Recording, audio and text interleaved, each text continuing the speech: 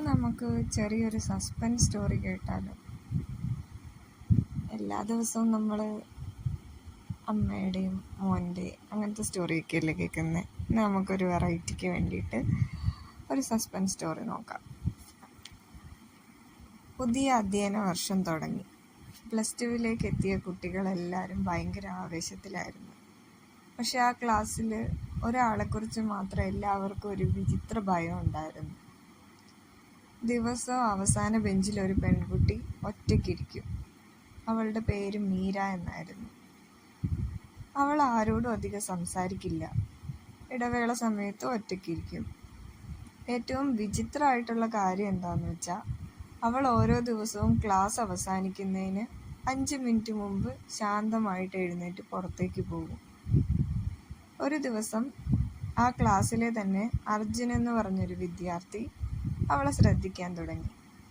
എന്തിനാണ് അവൾ ദിവസവും നേരത്തെ പോകുന്നത്? അവൻ്റെ മനസ്സിൽ പല പല സംശയങ്ങളും തുടങ്ങി. അടുത്ത ദിവസം അവൻ മീരയെ രഹസ്യമായിട്ട് പിന്തുടർന്നു. സ്കൂളിൻ്റെ പിന്നിലെ പഴയ ഒരു കെട്ടിടത്തിന് സമീപം എത്തിയപ്പോൾ മീര അവിടെ നിൽക്കുന്നത് അവൻ കണ്ടു. അവൾ പതുക്കെ ഒരു പഴയ വാതിൽ തുറന്നു. അർജുന് ചെറുതായിട്ട് ഭയം വന്നെങ്കിലും അവൻ അകത്തേക്ക് നോക്കി. അകത്തൊരു ചെറിയ മുറി. മുറിയുടെ നടുവിലായിട്ട് പഴയ ഒരു ബെഞ്ചും ഒരു ഫോട്ടോയും ഉണ്ടായിരുന്നു. അർജുൻ അടുത്തെത്തി ആ ഫോട്ടോ എടുത്തു നോക്കി. അത് കണ്ടപ്പോൾ അവൻ്റെ കൈകൾ വിറച്ചു. ഫോട്ടോയിലുണ്ടായിരുന്നത് മീരയുടെ ഫോട്ടോ തന്നെയായിരുന്നു.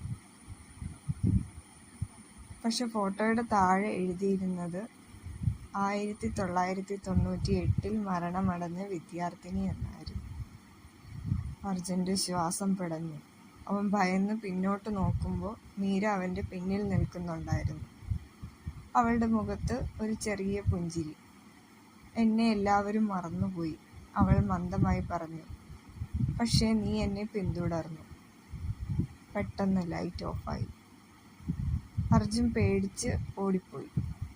അടുത്ത ദിവസം സ്കൂളിലെത്തിയപ്പോൾ അവൻ മീര എല്ലായിടത്തും തിരഞ്ഞു. പക്ഷെ ആരും അവളെ അറിയില്ലായിരുന്നു. ഈ ക്ലാസ്സിൽ ആ പേരിലുള്ള ഒരു കുട്ടി ഇല്ലല്ലോ, ടീച്ചർ പറഞ്ഞു. അർജുൻ നിശബ്ദനായി. അവൻ അവസാന ബെഞ്ചിലേക്ക് നോക്കി. അവിടെ ഒരു ചെറിയ പേപ്പർ കിടക്കുകയായിരുന്നു. അതിൽ എഴുതിയിരിക്കുന്നത് താങ്ക്സ് ഫോർ റിമെമ്പറിങ് മീ. അപ്പോൾ ഇന്നത്തെ സ്റ്റോറി നമുക്ക് അത്രയേ ഉള്ളൂ.